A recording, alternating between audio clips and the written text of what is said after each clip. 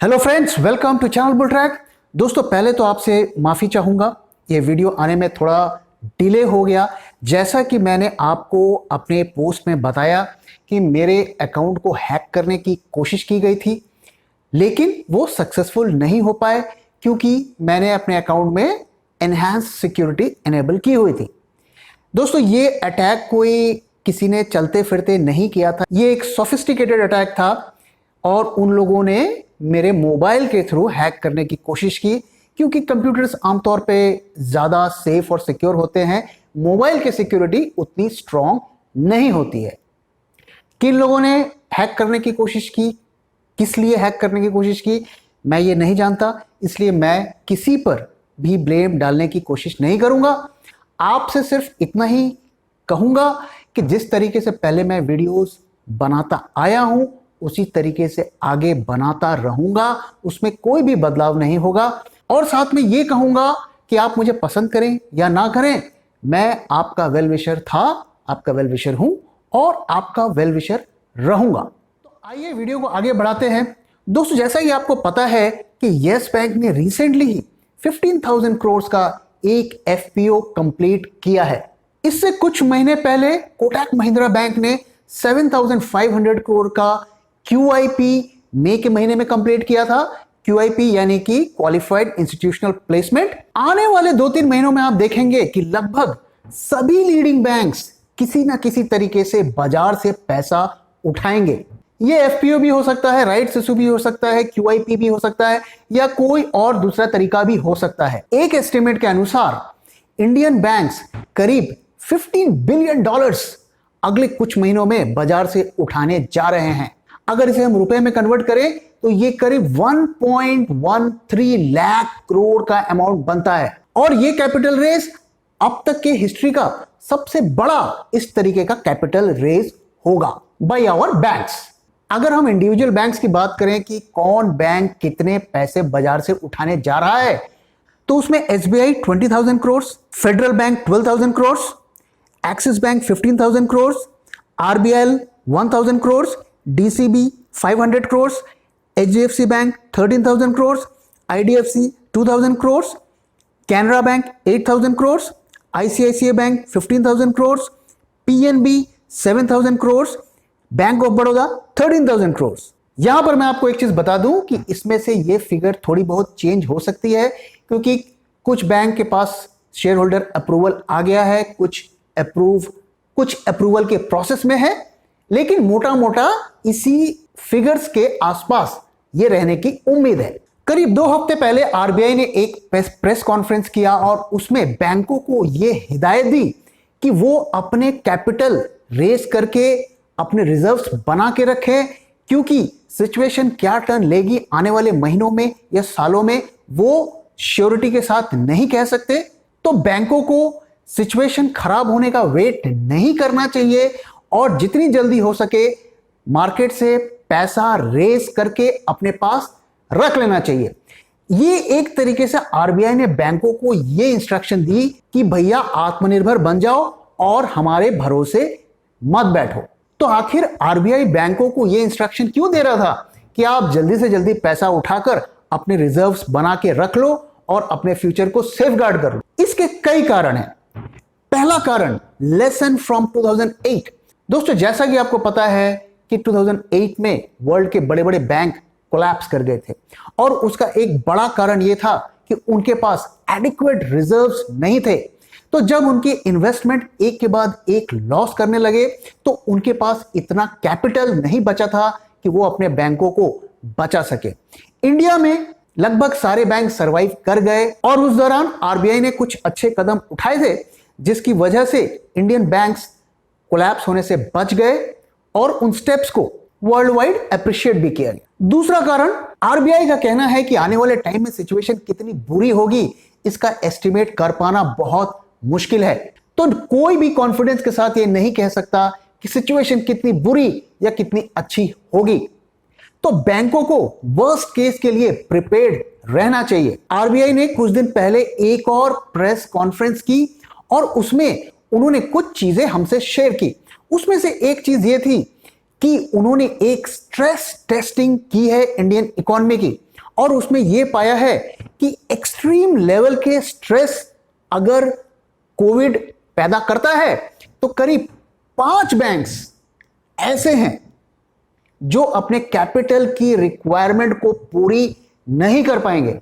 इसको आप ऐसे समझिए कि ये 5 बैंक डिफॉल्ट भी कर सकते हैं। अब ये बैंक्स कौन से हैं, ये नाम उन्होंने हमें नहीं बताए हैं, लेकिन आप ये मान के चलिए कि ये कोई भी बैंक हो सकते हैं। तीसरा रीजन है लोन मोरेटोरियम। जैसा कि आपको पता है कि आरबीआई ने मार्च के महीने में लोन की मोरेटोरियम का अनाउंसमेंट किया था, यानी कि अगर आप लोन की जो ईएमआई चुका रहे हैं, आप चाहें तो उसे पोस्टपोन कर सकते हैं। तो पहले उन्होंने ये 3 महीने का विंडो हमें दिया था और उसके बाद उन्होंने उस विंडो को बढ़ा के और 3 महीने बढ़ा दिया और अब ये मॉरेटोरियम अगस्त 31 तक लागू है। तो आरबीआई ने अपने प्रेस कॉन्फ्रेंस में जो हमसे शेयर किया है वो इंटरेस्टिंग फैक्ट ये है कि पब्लिक सेक्टर बैंक के 80% इंडिविजुअल कस्टमर्स ने लोन मॉरेटोरियम का ऑप्शन ऑप्ट किया है, यानी कि 80% इंडिविजुअल कस्टमर्स बैंक की ईएमआई नहीं चुका रहे हैं। वहीं अगर प्राइवेट बैंक्स की बात करें तो 41.8% कस्टमर्स ईएमआई नहीं चुका रहे हैं और वहीं अगर फॉरेन बैंक्स की बात करें तो 8.4% कस्टमर्स ईएमआई नहीं चुका रहे हैं।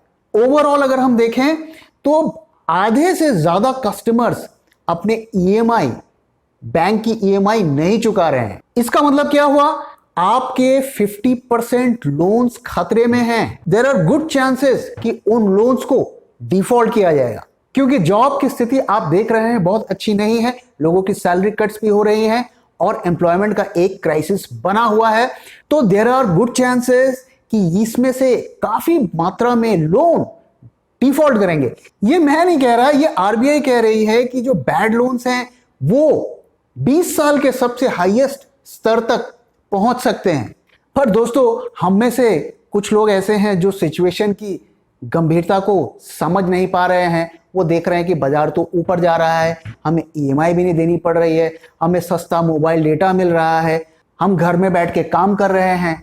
तो वो सिचुएशन की गंभीरता को समझ नहीं पा रहे हैं। तो उन्हें लग रहा है कि 2-3 महीने में सब ठीक हो जाएगा, तो पार्टी जब तक चल रही है एंजॉय करो, क्या दिक्कत है। दोस्तों, यहां पर एक और चीज आपसे शेयर करूंगा कि जेपी मॉर्गन के एक रिपोर्ट के मुताबिक इस कोविड क्राइसिस का असली इंपैक्ट हमें FY21 थर्ड क्वार्टर में जाके पता चलेगा, यानी कि 2021 जून के बाद हमें जाकर असली स्थिति का पता चलेगा। तो यहां पर जो भी कदम उठाए जा रहे हैं वो प्रॉब्लम को फिक्स करने के लिए शायद नहीं उठाए जा रहे हैं, वो सिर्फ प्रॉब्लम को पोस्टपोन करने के लिए उठाया जा रहा है। अब प्रश्न ये उठता है कि आप बैंक इतना बड़ा कैपिटल रेज इतने कम टाइम में कर पाएंगे? जी हां, वो कर लेंगे, इसकी अच्छी पॉसिबिलिटी है। और क्यों कर लेंगे, मैं उसके कारण आपको बताता हूं। पहला कारण, जब तक बाजार ऊपर जाता रहेगा इन्वेस्टर का कॉन्फिडेंस बना रहेगा और बाजार को आने वाले कुछ महीनों तक गिरने नहीं दिया जाएगा। क्यों गिरने नहीं दिया जाएगा और कैसे गिरने नहीं दिया जाएगा वो मैं आपको बताता हूं। देखिए दोस्तों, बाजार गिरता कब है? बाजार तब गिरता है जब उसमें इंस्टीट्यूशंस सेलिंग करते हैं। जैसा कि हमने मार्च के महीने में देखा, एफआईआईज ने 60,000 करोड़ की सेलिंग की और एक बड़ा करेक्शन हमें बाजार में देखने को मिला। पिछले कुछ महीनों में अगर आप देखें तो एफआईआई, डीआईआई कुछ खास सेलिंग नहीं कर रहे हैं और थोड़ी बहुत बाइंग ही कर रहे हैं। अब बैंकों को जो ये पैसा उठाना है, अगर इसको सक्सेसफुल करना है तो इसमें सबसे बड़ा योगदान इंस्टीट्यूशंस का होगा, एफआईआईज का भी होगा और म्यूचुअल फंड का भी होगा। और बैंक्स अगर कैपिटल रेज कर लेते हैं तो ये इंस्टीट्यूशंस के लिए कई तरीके से फायदेमंद भी होगा। उसमें से एक तरीका यह है कि इंस्टीट्यूशंस ही बैंकों को हेल्प करेंगे पैसा उठाने में और इसके बदले में वो एक मोटी फीस लेंगे। और जब बाजार बहुत ऊपर के लेवल पे चल जाएगा तो इंस्टीट्यूशंस अपने शेयर्स को अपने मनमाने रेट पर बेच भी सकेंगे। यहां पर मैं आपको बता दूं कि जब भी कोई कंपनी मार्केट से पैसा उठाती है तो वो किसी ना किसी इंस्टीट्यूशन के थ्रू ही उठाती है, और जितना भी पैसा वो कंपनी बाजार से उठाती है उसका एक कट जो कि 10% तक हो सकता है वो उस इंस्टीट्यूशन को एज अ फीस दिया जाता है। तो कोई अगर 10,000 करोड़ रेज करता है तो आप ये मान के चलिए कि 500 से 1,000 करोड़ तक उसकी फीस हो सकती है। ऑफ कोर्स ये सब नेगोशिएबल होता है, तो ये फिगर्स डिफर कर सकती हैं। तो काफी चांसेस हैं कि बाजार को गिरने नहीं दिया जाएगा, संभाल के रखा जाएगा अगले 2 से 3 महीनों तक। दूसरा, जहां पर सेबी का रोल आता है, तो सेबी ने शॉर्ट सेलिंग को बैन किया हुआ है और उसे एक एक महीने करके 3 बार बढ़ाया है, और फिलहाल यह बैन जुलाई 30 तक लागू है, और इसके बहुत अच्छे चांस है कि इसके बाद भी उस बैन को बढ़ा दिया जाएगा। साथ में सेबी ने एक और कदम उठाया है कि उन्होंने मार्जिन अमाउंट को बढ़ा दिया है ताकि आप ज्यादा स्पेक्युलेटिव ट्रेडिंग ना कर सके। तो यह भी एक तरीके से मार्केट को शॉर्ट टर्म में प्रोटेक्शन देगा।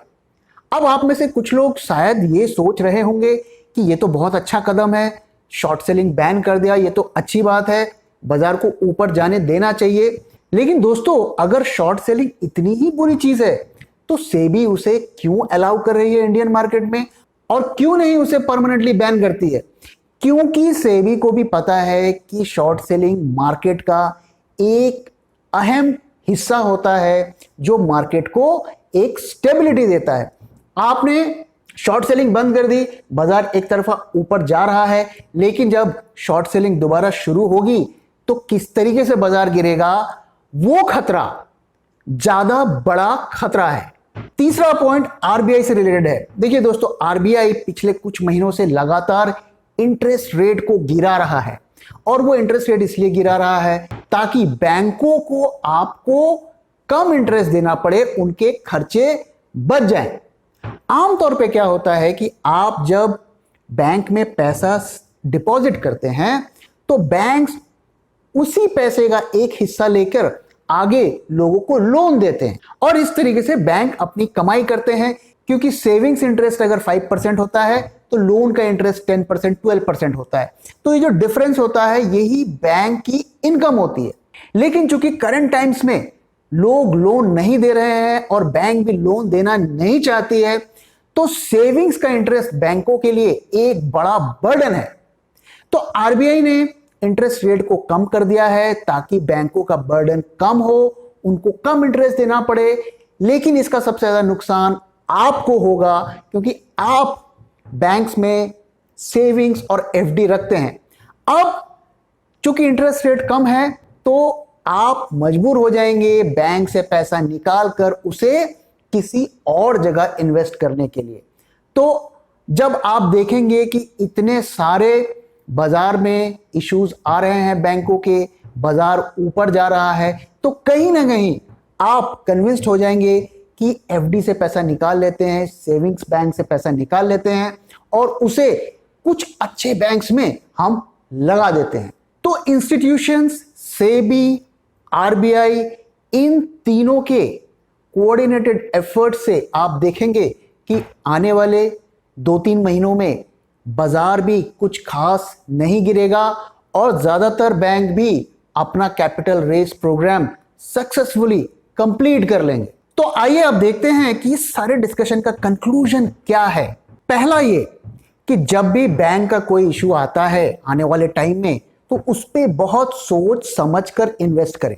सिर्फ इसलिए मत इन्वेस्ट करिए कि मार्केट नए हाईज पे जा रहा है। बैंक के फंडामेंटल्स को देखिए, उसके रिस्क को देखिए और फिर डिसाइड करिए। यहां पर मैं आपको एक चीज बता दूं कि बैंक के कोई सॉलिड एसेट्स नहीं होते हैं। मान लीजिए बैंक ने एक 100 करोड़ का लोन किसी कंपनी को दिया और हर साल मान लीजिए कि 10 करोड़ का उनको इंटरेस्ट मिलता है, तो ये लोन एक तरीके से उनका एसेट हो गया।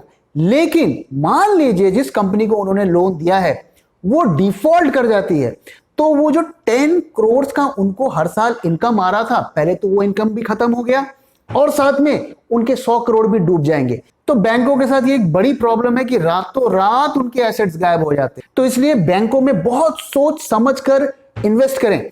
अब आप देखेंगे कि बैंकों के प्राइस हो सकता है एक नए हाइस तक पहुंच जाए और आपको राइट्स इशू ऑफर किया जाए जो कि उससे सस्ते रेट का हो, लेकिन आपको यह देखना है कि उस बैंक की फेयर वैल्यू क्या है considering the situation we are living in, और आने वाले टाइम में जो सिचुएशन बनने जा रही है उसके हिसाब से बैंक की फेयर वैल्यू क्या है।